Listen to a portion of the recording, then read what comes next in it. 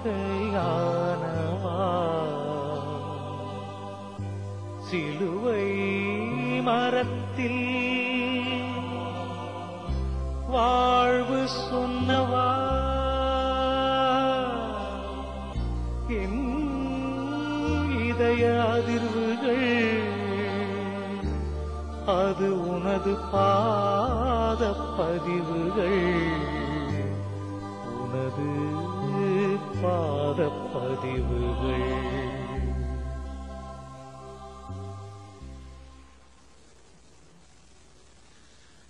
கழுமரம் எங்காவது பூ பூக்குமா? பூத்தது. 2000 ஆண்டுகளுக்கு முன்னர் கல்வாரி குன்றிலே கழுமரத்திலே வானகத்திற்கும் வையகத்திற்கும் நடுவே ஒரு மனித பூ மலர்ந்தது. குருதியில் குளித்த அந்த பூதான் இயேசு பெருமான். அக்கிரமக்காரர்களின், அநியாயக்காரர்களின் கதைகளை முடிப்பதற்காக நிமிர்ந்த சிலுவை அன்று ஒரு அவமான சின்னம். இயேசு பெருமான் அந்த சிலுவையை சுமந்ததால், அதில் மரணத்தை தழுவியதால் ஒரு அவமான சின்னம் ஆராதனைக்குரிய சின்னமாக ஆனது. சண்டாளர்களும் பழித்த ஒரு சிலுவையின் முன்னால் சக்கரவர்த்திகளும் மண்டியிட்டார்கள். உழுத நிலம் போல அந்த சிலுவையில் கிடந்த உடல், அதை நினைக்கிறவர்களின் உள்ளங்களை எல்லாம் இன்றைக்கும் உழுது கொண்டே இருக்கிறது. நாடு கடந்து வந்த நதியான இயேசு பெருமானின் பாடுகளை, குறிப்பாக அவர் சிந்திய இரத்தத்தை நெஞ்சிலே வைத்து நினைவிலே போற்றுகிற பெருமக்கள் பேறு பெற்றவர்கள். இந்த ஒலி நாடாவை கேட்கிற ஒவ்வொருவரின் உடலிலும் உள்ளத்திலும் இயேசுவின் இரத்தம் கலந்து பாய்ந்து அவர்கள் வாழ்க்கையை வரலாறு ஆக்கட்டும். இப்படி பாடல்கள் வருவது முதல் முறை அல்ல. ஆனால் மல்லிப்பூ இரவுதோறும் மலர்கிறது. குறிஞ்சி 12 ஆண்டுகளுக்கு ஒருமுறை பூக்கிறது. மூங்கில் பூவோ தலைமுறைக்கு ஒரு முறைதான் தலை காட்டுகிறது. அப்படி உங்கள் இதய முற்றங்களில் விழுகிற மூங்கில் பூக்களை எழுதி இயக்கி தமிழ் மக்களுக்கு தந்திருக்கிற அருட்திரு டேவிட் மைக்கேல் அவர்கள் கற்களை பேச வைக்கும் கனிவான செறிவான பொழிவாளர். அதைப் போலவே ஆற்றல் மிகுந்த எழுத்தாளர், சிகரமான சிந்தனையாளர், புரட்சிகரமான புனித துறவி, எல்லாவற்றுக்கும் மேலாக மனிதர். இலை வடிவம் கூட இதயம் இல்லாத உலகத்தில் மலை வடிவமான இதயம் படைத்தவர் அருட்தந்தை டேவிட் மைக்கேல். இசைக்கு பொறுப்பேற்றிருக்கிற அருட்திரு நித்திய சகாயம் மற்றும் அமல், இசையை இயக்கியிருக்கிற அருமை நண்பர் செல்வதாஸ், அனைவரும் நமது போற்றுதலுக்கும் பாராட்டுதலுக்கும் உரியவர்களே. இப்போது கண்முன்னே விரிகிறது கல்வாரி. இருக்கையிலிருந்து கற்பிக்கிற வேதம் மனிதரின் இதயத்திற்குள் நுழைய மறுத்தபோது இறைவனே இறங்கி வந்து வேதமானார். சிலுவை மரத்தில் பாடமானார். இயேசுவின் பாத பதிவுகள் என் இதயத்தில் ஏற்படுத்திய அதிர்வுகளை முடிந்த மட்டும் மொழிபெயர்த்திருக்கிறேன். வருடந்தோறும் வந்து போகிற தவக்காலம் இயேசுவுக்காக கண்ணீர் வடிக்கிற அழுகை காலம் அல்ல, வறியோரின் கண்ணீர் துடைக்கிற கருணை காலம். இது வருத்தம் கொள்ளுகிற நாட்கள் அல்ல, வாழ்வில் திருத்தம் ஏற்படுத்திக் கொள்ளுகிற நாட்கள். சிலுவைப்பாடுகளை சிந்திக்கிற போது கல்வாரி குன்றில் காயப்பட்ட இயேசுவோடு கைகோர்த்து கொண்டு நடக்கிறது போல் இருக்கிறது. வாருங்கள், சேர்ந்து நடப்போம். அவருடைய பாத பதிவுகளில் வேதம் படிப்போம். பேதங்கள் இல்லாத சமத்துவ பூமியை படைப்போம்.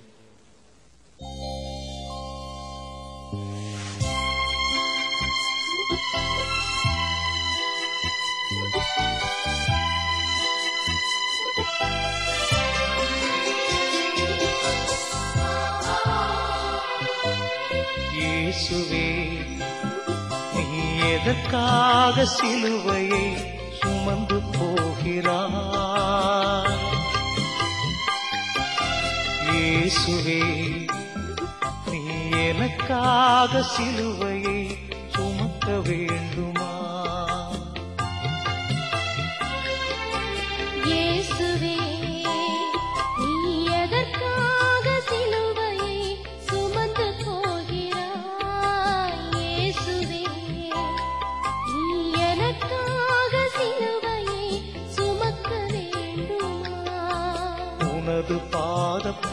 பதிவுகள் எனது வாழ்வின் வேதங்கள். உனது பாத பதிவுகள் எனது வாழ்வின் வேதங்கள். இயேசுவே, நீ எதற்காக சிலுவையை சுமந்து போகிறாய்?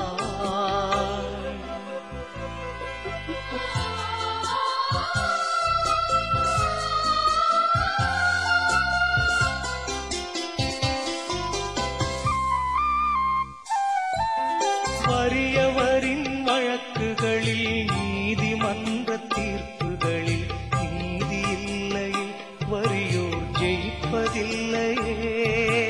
இயேசுவே, நீ எதற்காக சிலுவையை சுமந்து போகிறாய்?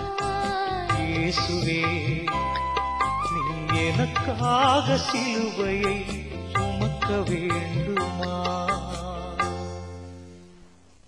முதல் பதிவு, இயேசுவுக்கு சிலுவை தீர்ப்பு. நீதிமன்ற தீர்ப்பு. இது வலியோருக்கு வசதியாக வளைகிற தென்னங்கீற்று. சிபாரிசுக்கு ஆளில்லாததால் இயேசுவுக்கு இந்த சிலுவை தீர்ப்பு. மேல்முறையீட்டு கதவுகளே அமைக்கப்படாத கருப்பு தீர்ப்பு. நடைமுறையில் வறியவரின் வழக்கு என்றால் நீதிமன்ற வாதத்திற்கு கூட முடக்குவாதம் வந்துவிடுகிறது. பொய் சாட்சி சொல்ல வாடகை மனிதர்கள் வரிசையில் நிற்கிறார்கள். நீதியின் கண்களை கட்டிக்கொண்டு விறகில் வெண்ணெய் தேடுகிற கண் துடைப்பு விசாரணைகள். விசாரணைகளுக்கு பிறகு தீர்ப்பு எழுதுவது உலகில் வழக்கு. ஆனால் இயேசுவின் வழக்கில் மட்டுமே தீர்ப்பு எழுதப்பட்ட பிறகே விசாரணைகள் கண்விழிக்கின்றன. அரசியல்வாதியின் தீர்ப்பு லட்சியவாதியின் முன் முனைமுறிந்து போகும்.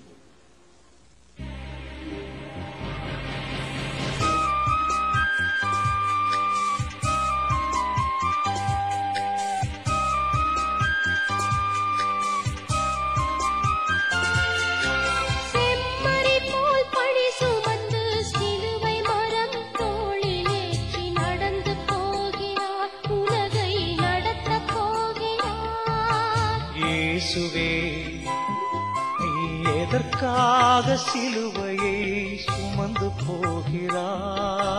இயேசுவே, நீ எனக்காக சிலுவையை சுமக்க வேண்டுமா? இரண்டாம் பதிவு, இயேசுவின் தோளில் சிலுவை. குற்றவாளி சிலுவை சுமப்பதுண்டு. சிலுவையை சுமப்பதினால் ஒருவர் குற்றவாளி ஆகிவிட முடியாது. லட்சிய போராளிகளுக்கு சிறைக்கூடம் கூட பள்ளிக்கூடம்தான். தியாகிகளை அடைகாத்ததால்தான் சிறைச்சாலைகளுக்கே சிறப்பு கிடைத்தது. இயேசு சுமந்ததால்தான் சிலுவைக்கே சிறப்பு வந்தது. சிலுவை இது இரண்டு மரத்துண்டுகளின் இணைப்பு அல்ல, விண்ணையும் மண்ணையும் இணைக்க வந்த உறவுக்கோடு. இயேசுவின் சிலுவை உலகிற்கு மீட்பானது. இன்றைக்கு எத்தனை எத்தனை சிலுவைகள், அடக்குமுறைகள், அடிமைத்தனங்கள், சுரண்டல்கள், சாதிமத மோதல்கள், வறுமை, பட்டினிகள். உலகின் தோளில் உட்கார்ந்திருக்கிற இந்த சிலுவைகளை இறக்கி வைத்திட மனிதர்களே எழுந்து வாருங்கள்.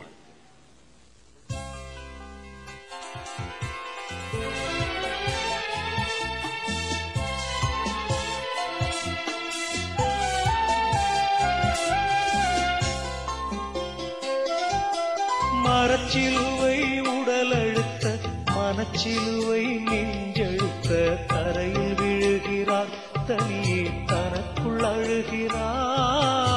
இயேசுவே, நீ எதற்காக சிலுவையை சுமந்து போகிறாய்? இயேசுவே, நீ எனக்காக சிலுவையை சுமக்க வேண்டுமா?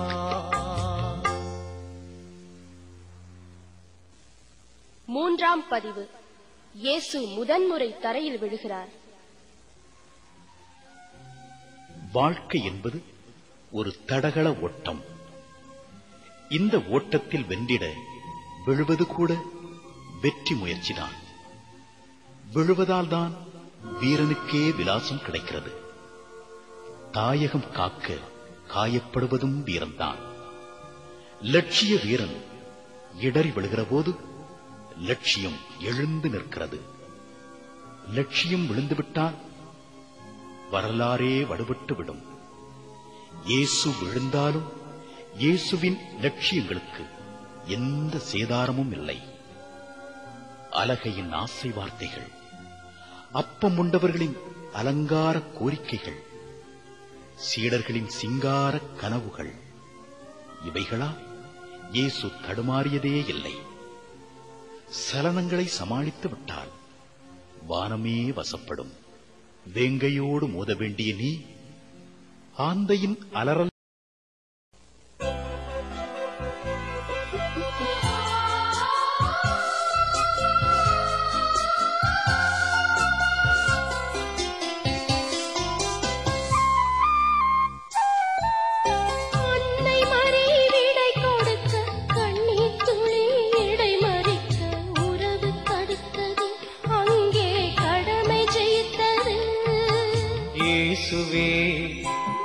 நீ எதற்காக சிலுவையை சுமந்து போகிறாய்? நீ எனக்காக சிலுவையை சுமக்க வேண்டுமா? 4ஆம் பதிவு. இயேசு தன் அன்னையை சந்தித்தல். வாழ்க்கைக்கு அர்த்தம் சொல்லுகிற அகராதி அம்மா. அம்மாவின் ஆசி மட்டும் ஒருவருக்கு கிடைத்துவிட்டால் உலக உருண்டையே அவர் உள்ளங்கைகளில் உருளுகிற கோலிக்குண்டுதான். அன்னை மாற்றுக் குறையாத தங்கம். அவளுக்கு மாற்றாக உலகில் ஏதும் இல்லை.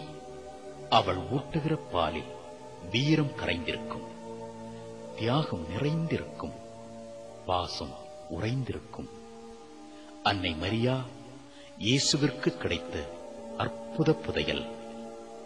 தம் திட்டத்தை செயல்படுத்த இறைவனே தேடியெடுத்த மாணிக்க பெட்டகமல்லவா? தன் உள்ளத்தை வாழ் ஊடுருவினாலும் உலகத்தை விடுதலை ஊடுருவ வேண்டும் என்கிற கனவு வரிகளை விழிகளில் எழுதி கல்வாரிக்கு மகனை அனுப்பி வைக்கிறார். இனி எல்லா தலைமுறையும் இவரை பேருடையாள் என்றுதானே போற்றும்.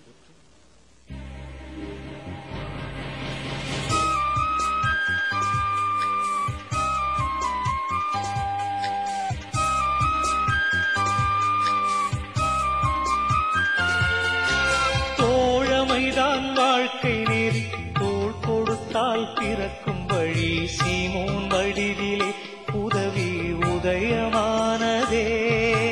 இயேசுவே, நீ எதற்காக சிலுவையை சுமந்து போகிறாய்? இயேசுவே, நீ எனக்காக சிலுவையை சுமக்க வேண்டுமா? 5ஆம் பதிவு. இயேசுவுக்கு சீமோன் தோள் கொடுத்தல்.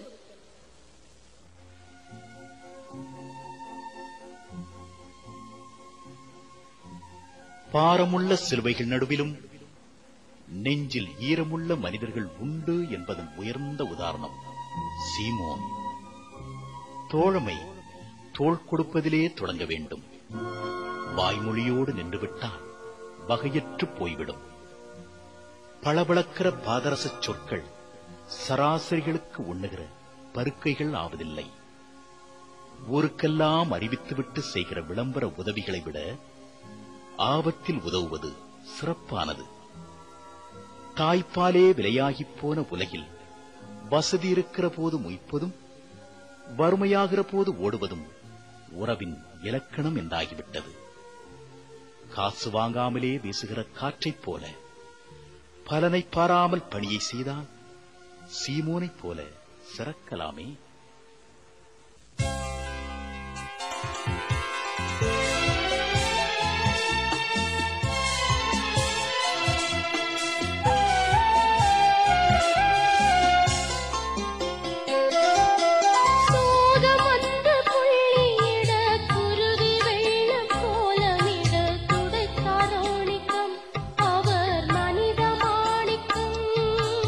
இயேசுவே நீ எதற்காக சிலுவையை சுமந்து போகிறாய்?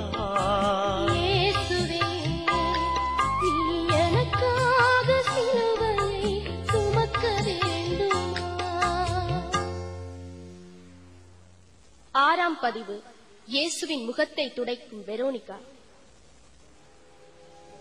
தூசு படிந்த கண்ணாடி போல் இயேசுவின் முகம். உலக அழுக்குகளின் அடையாளமாய் இயேசுவின் முகத்தில் இரத்தமும் வியர்வையும் இடம் பிடித்துக் கொள்கின்றன. முகத்தை மூடிக்கொள்கிற பிற்போக்கு சமுதாயத்தில் முகில் விடுத்து விழிக்கிளம்பும் முற்போக்கு முழுமதியாய் இயேசுவின் முகத்தை துடைக்கும் பெண்ணிலவு வெரோனிகா. மண்ணுக்கு தருகிற மரியாதை கூட பெண்ணுக்கு தருவதில்லை. இறைவன் மீட்டிய சங்கீதத்தில் தாளம் தப்பிய ராகங்களா என்ற பெண்கள் பெண். இவள் தெய்வீகத்தை மானுடத்தில் மொழிபெயர்க்கிறவள். இவள் பூமிக்குள் புதைந்து கிடக்கிற எரிமலை. பிழம்புகள் எழுந்தால் பிரபஞ்சம் தாங்காது. வெரோனிகா வரப்புகளை உடைத்த வரலாற்று நதி. கரைகளைப் பற்றி கவலைப்படாமல் பாய்ச்சல் சுவடுகளை பயணப்பாதை ஆக்கிக் கொண்டவர். பெண்களுக்கு வேலி போட நினைக்கும் போலிகளே, காற்றுக்கு கைவிலங்கு போட முடியாது.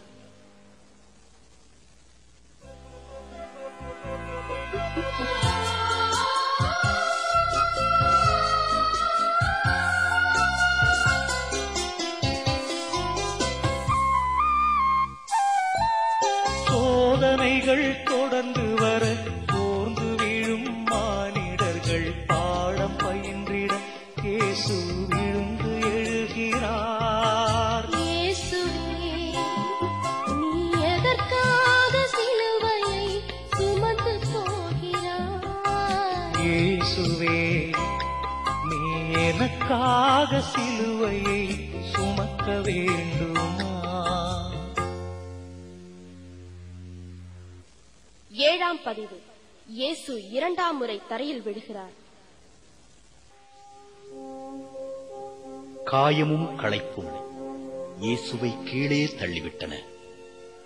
சமூக மாற்றம் தேடுவோர் தடுமாற்றம் கொள்வது இயல்பானது. காரணம், சோதனைகளில் இருந்துதான் சாதனையாளன் எழுகிறான். வருத்தங்கள் என்பவை வாழ்வில் திருத்தங்களை ஏற்படுத்த இறைவன் தருகிற வாய்ப்புகள். வீழ்ச்சிக்கு கணக்கு பார்க்கிறவன் எழுச்சியை எண்ணி பார்க்க இயலாது. இரண்டாம் முறை விழுந்துவிட்டோம் என்று இயேசுவுக்கு எண்ணம் எழவில்லை. எழுவதைப் பற்றியே அவருக்கு எண்ணம். தோல்விகள் தொடரும் போது வாழ்வு சோகத்தில் முடிகிறது. நெருக்கடிகள் நேரக்கூடாதென்று மனம் மன்றாட்டு வாசிக்கிறது. நெருக்கடிகள் மனிதரை நெறிப்படுத்துபவை. காட்டாற்று வெள்ளத்தில் காயப்படுகிற கூழாங்கல் சீவப்பட்ட சிங்கார கல்லாய் மேசையில் அமர்வதை நீ பார்த்ததில்லையா?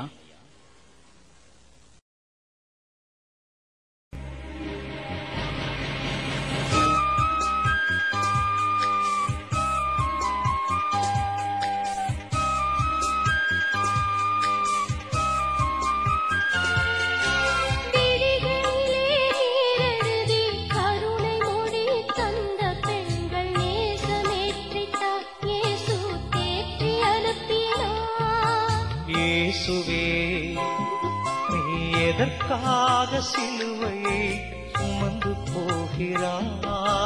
இயேசுவே நீ எனக்காக சிலுவையை சுமக்க வேண்டுமா? எட்டாம் பதிவு. இயேசுவுக்கு எருசலேம் பெண்கள் தந்த ஆறுதல். ஆறுதல். இது வார்த்தைக்கு வசப்படாத இதயத்தின் முனகல்.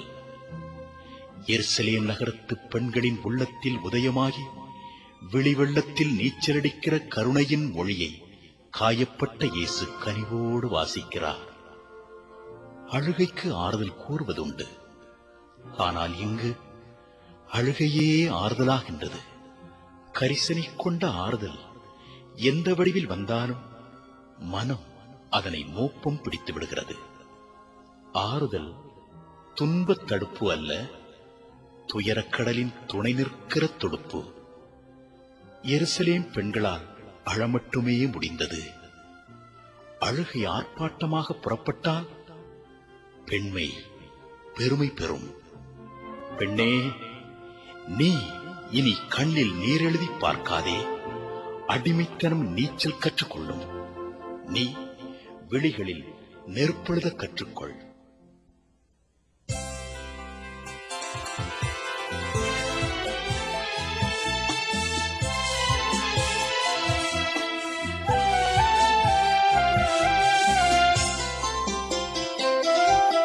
விதை விழுந்தால் விருட்சமாகும், மழை விழுந்தால் செழுமையாகும். வீழ்ச்சி இல்லை, வீரன் சோர்வதில்லையே. இயேசுவே, நீ எதற்காக சிலுவையை சுமந்து போகிறாய்? இயேசுவே, நீ எனக்காக சிலுவையை சுமக்க வேண்டுமா? 9ஆம் பதிவு. இயேசு 3ஆம் முறை தரையில் விழுகிறார்.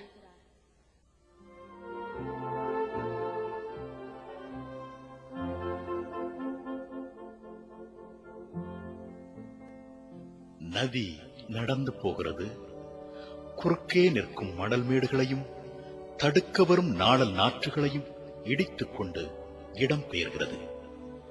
காலில் குத்திய முள்ளுக்காக பயணத்தை ஒத்தி போடுபவர் இலக்கு இடத்தை அடைய இயலாது.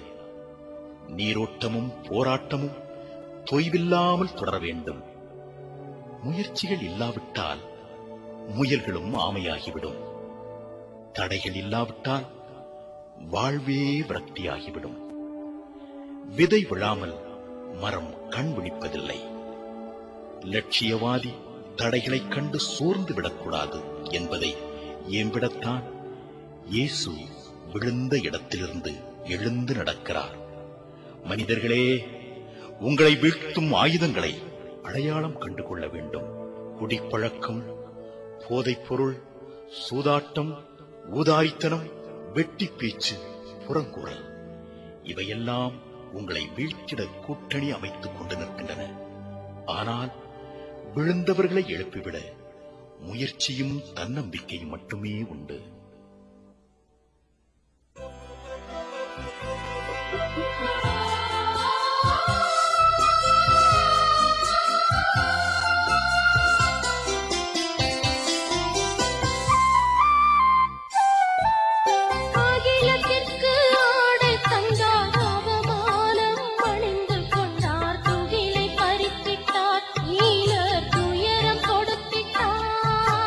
இயேசுவே, நீ எதற்காக சிலுவையை சுமந்து போகிறாய்? இயேசுவே, நீ எனக்காக சிலுவையை சுமக்க வேண்டுமா? 10ஆம் பதிவு. இயேசுவின் ஆடைகள் உரியப்படுதல். ஆயக்கலைகளில் இன்னொன்றையும் சேர்த்துக் கொள்ள வேண்டும். அதுதான் அவமானங்களை சகித்துக் கொள்ளும் கலை. அவமானங்களை சகிக்க கற்றுக்கொண்டால் உலகமும் பிரச்சனைகளும் ஒரு பொருட்டே இல்லை. முள்முடி, கசையடி, வசைமொழி, இவை எல்லாவற்றையும் விட இயேசுவுக்கு அதிக வேதனையை உருவாக்கியது அவரது ஆடைகளை பறித்த போதுதான். ஆடை இல்லாமல் ஆளுக்கு மதிப்பில்லை, ஆள் இல்லாமல் ஆடைக்கும் சிறப்பில்லை. எனவேதான் ஆள் பாதி ஆடை பாதி என்கிறார்கள். கொலையை விட கொடியது அவமானம். அடுத்தவர்க்கு அவமானம் நேர்ந்தால் தனது மானம் காக்கப்படும் என்று நினைப்பது ஒருவித மனநோய். இந்த மனநோயாளிகள் அடுத்தவர்களை அவமானப்படுத்தி தமக்கு பெருமை சேர்க்க முயல்கிறார்கள். இயேசுவின் ஆடையை அவிழ்த்து அவமானப்படுத்தியது அன்றைய அதிகார கூட்டம். இன்று ஆடையை கட்டி அவமானப்படுத்துகிறார்கள். வால் முளைத்த வதந்திகளை கால் முளைத்த கற்பனைகளால் கட்டி நேர்மையாளர்களின் மீது அணிகிறார்கள். கருவண்டு அமர்வதால் வெள்ளைச்சுவருக்கு சேதாரம் இல்லை. எச்சில் ஈரத்திலா தங்கம் துருபிடிக்கப் போகிறது.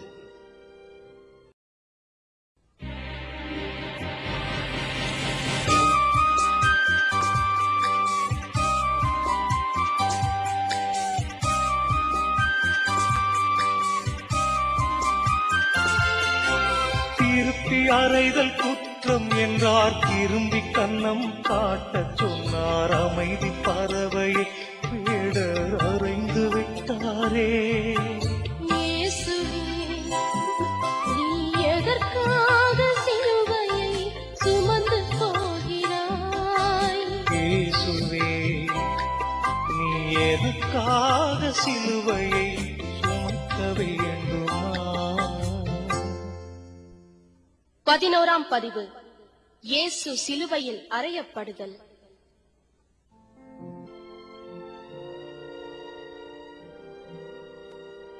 எளியவர் ஏற்றம் பெற தன்னை ஏணியாக்கியவர் ஆணிகளால் அறைப்பட்டு நிற்கிறார். வன்முறையே கூடாது என்றவரை வன்முறை வளைத்துக் கொண்டது. அமைதி புறாக்களை உலகம் சிதைத்து வதைத்து சித்திரவதை செய்து கொன்று விடுகிறது. வாழ்நாளில் வாழெடுக்காத இந்த முள்முடி மன்னர் காயப்பட்டதால் வரலாறே காயப்பட்டது. கண்ணுக்கு புலப்படாமல் ஊர்ந்து போகிற எறும்புக்கு கூட வாழ்கிற உரிமை உண்டு. கருத்துக்களுக்கு மறுத்துரைக்க இயலாதவர்கள் எப்போதும் நாடுவது வன்முறை. பூமியின் அழுக்கை சலவை செய்ய வந்த சமூகவாதிகளை உலகத்திலே வைக்கக்கூடாது என்கிற வன்முறை வாய்ப்பாட்டுக்கு இனி முற்றுப்புள்ளி வைக்க வேண்டாமா? ஆயுதம் தமிழ் எழுத்தில் மட்டும் போதும், வாழ்வில் வேண்டாம். வாழ்விக்கும் வான்மழை போதும், வாழ்வை குலைக்கும் குண்டுமழை வேண்டாம். வறியோரை வலியோர் வதைக்கலாம் என்கிற வக்கிர சிந்தனைக்கு முற்றுப்புள்ளி வைப்போம். இந்த செம்மறியின் ரத்தத்தில் பூமி தம்மை சுத்தம் செய்து கொள்ளட்டும்.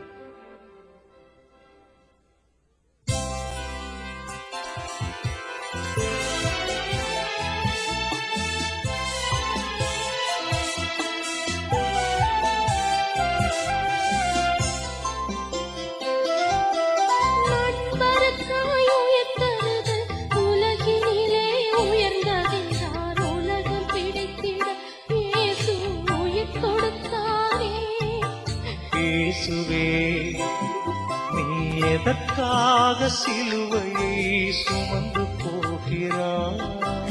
இயேசுவே, நீ எனக்காக சிலுவையை சுமக்க வேண்டுமா?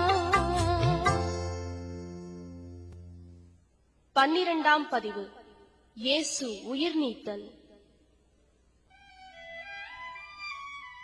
மரணம் மனித வாழ்வில் அதிர்வுகளை ஏற்படுத்தும் ஆற்றல் பெற்றது.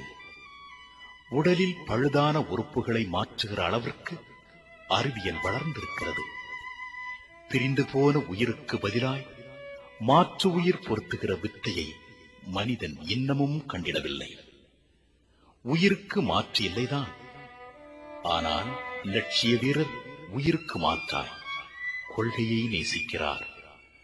உயிரை விற்று கொள்கையை வாங்குகிறார். சிலருக்கு சாவின் தள்ளுபடி வாழ்வாகவும், வாழ்வோ மலிவு விலை சாவாகவும் ஆகிவிட்டது.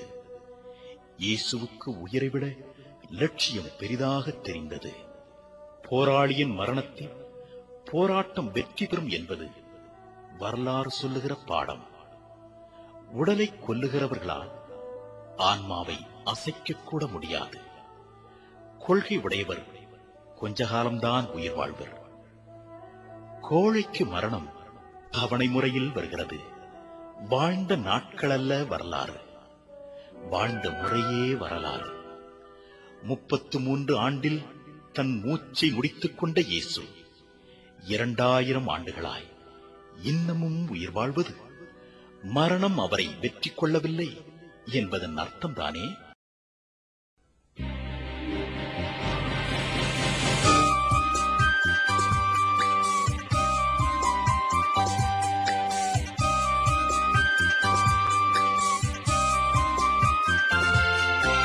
அன்னை மடி தொட்டு தொட்டில் கட்ட கண்ணீர் துளி விட்டு கட்ட இறுதி தாலாட்டு இது மீட்பின் தாலாட்டு. இயேசுவே, நீ எதற்காக சிலுவையை சுமந்து போகிறாய்?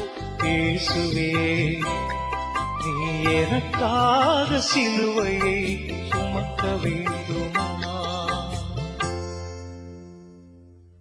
13ஆம் பதிவு.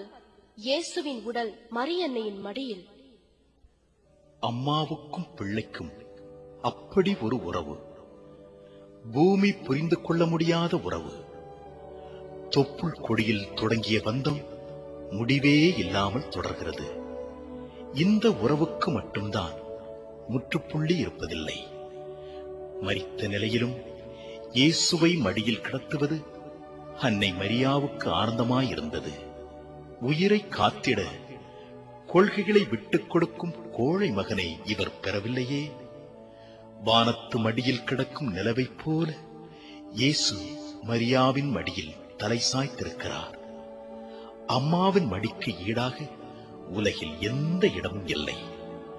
அவள் பாடுகிற தாலாட்டுக்கு இணையான பாட்டை யாரும் இசைத்திட இயலாது. குழந்தை வயிற்றில் இருக்கும் போதும் உலகில் நடமாடுகிற போதும் ஒன்றாகவே நினைத்து தன் நெஞ்சிலே சுமக்கிற பெருமாட்டி. அம்மாவை பிள்ளைகள் மறந்து போவார்கள். ஆனால் அம்மாவுக்கோ தூக்கத்திலும் கூட பிள்ளைகளின் நினைவே விழிவாசல் ஓரம் விழித்திருக்கிறது. அவள் இரத்தத்தை பாலாக பருகிய குழந்தைகள் வயோதிக காலத்தில் அவளை ஒதுக்கி விடுகிறார்கள். மனைவி கணவனை விவாகரத்து செய்துவிடலாம். ஆனால் தாய் ஒருபோதும் தன் பிள்ளையை உதறி விடுவதில்லை. அம்மா அவள் இரக்கத்தின் கவிதை.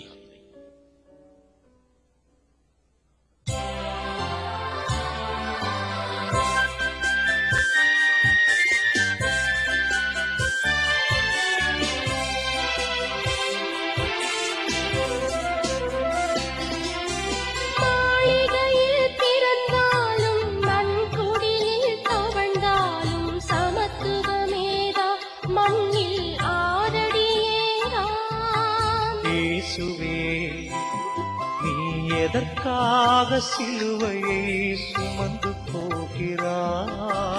இயேசுவே, நீ எனக்காக சிலுவையை சுமக்க வேண்டுமா? உனது பாத பதிவுகள் எனது வாழ்வின் வேதங்கள். உனது பாத பதிவுகள் எனது வாழ்வின் வேதங்கள். இயேசுவே, நீ எதற்காக சிலுவையை சுமந்து போகிறாய்? இயேசுவே, நீ எனக்காக சிலுவையை சுமக்க வேண்டுமா?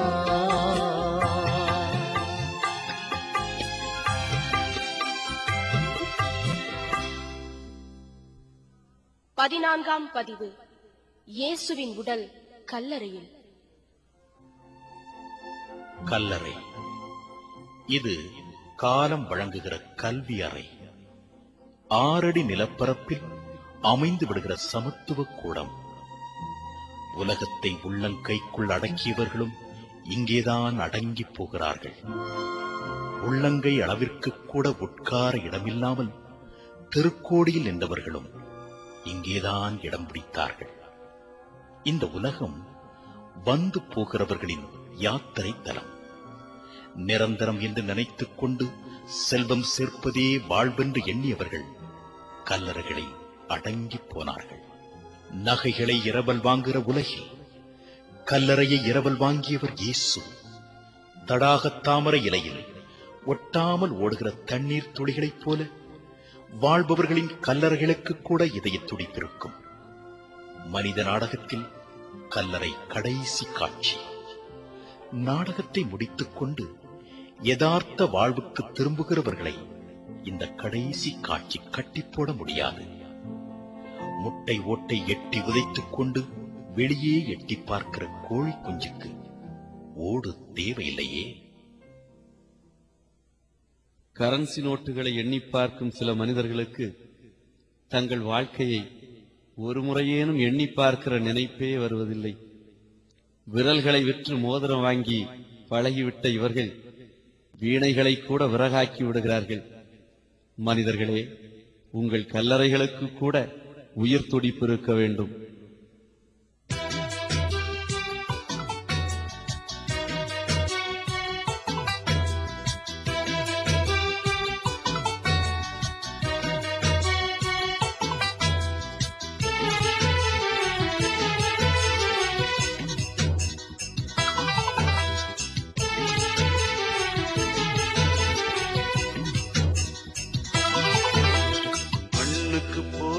மனிதனை நீ எண்ணிப்பார் உன் பாதையை. மண்ணுக்கு போகும் மனிதனை நீ எண்ணிப்பார் உன் பாதையை. கருவறை தொடங்கி கல்லறை வரைக்கும் தொடர்ந்திடும் உன் பயணம், அதை வாழ்ந்திடு அனுதினமும்.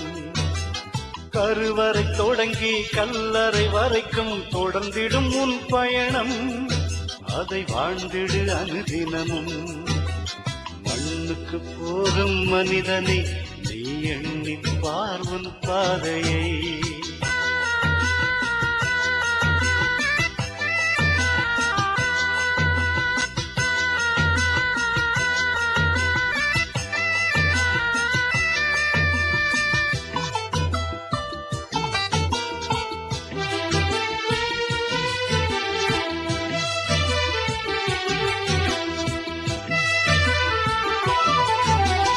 உலகம் உனக்கொரு ஒத்திகை களம், அதை நிரந்தரம் என்று நினைக்காதே. உனக்கென சேர்த்திடும் உடைமைகள் எல்லாம் உன்னுடன் சேர்ந்து வருவதில்லை. உலகம் உனக்கொரு ஒத்திகை களம், அதை நிரந்தரம் என்று நினைக்காதே. உனக்கென சேர்த்திடும் உடைமைகள் எல்லாம் உன்னுடன் சேர்ந்து வருவதில்லை. இருப்பதை பகிர்ந்து வாழ்ந்து விட்டால் உன் கல்லறைக்கும் உயிர் துடிப்பிருக்கும். இருப்பதை பகிர்ந்து வாழ்ந்து விட்டால் உன் கல்லறைக்கும் உயிர் துடிப்பிருக்கும். மக்களின் மனதில் உன் பெயர் நிலைக்கும், காலம் உன்னை கௌரவிக்கும். மக்களின் மனதில் உன் பெயர் நிலைக்கும், காலம் உன்னை கௌரவிக்கும். காலம் உன்னை கௌரவிக்கும்.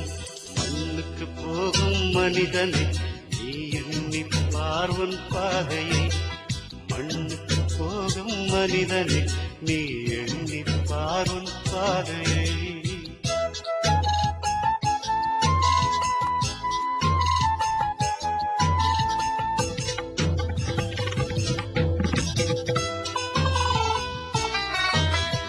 வாழ்க்கை உனக்கொரு கடவுள் கொடை, அதை வீணாய் விரயம் செய்யாதே. பாதம் வகுப்பது பயணம் என்று போலிய வேதம் வகுக்காதே. வாழ்க்கை உனக்கொரு கடவுள் கொடை, அதை வீணாய் விரயம் செய்யாதே. பாதம் வகுப்பது பயணம் என்று போலிய வேதம் வகுக்காதே. லட்சிய பாதையில் நீ நடந்தால் உன் பின்னே உலகம் நடைபயிலும். லட்சிய பாதையில் நீ நடந்தால் உன் பின்னே உலகம் நடைபயிலும். மரணம் உன் முன் மண்டியிடும், மனிதம் இறைமையில் சங்கமிக்கும். மரணம் உன் முன் மண்டியிடும், மனிதம் இறைமையில் சங்கமிக்கும். மனிதம் இறைமையில் சங்கமிக்கும். மண்ணுக்கு போகும் மனிதனை நீ எண்ணிப்பார் உன் பாதையை. மண்ணுக்கு போகும் மனிதனை நீ எண்ணிப்பார் உன் பாதையை. கருவறை தொடங்கி கல்லறை வரைக்கும் தொடர்ந்திடும் உன் பயணம், அதை வாழ்ந்திடு அனுதினமும். கருவறை தொடங்கி கல்லறை வரைக்கும் தொடர்ந்திடும் உன் பயணம், அதை வாழ்ந்திடு அனுதினமும்.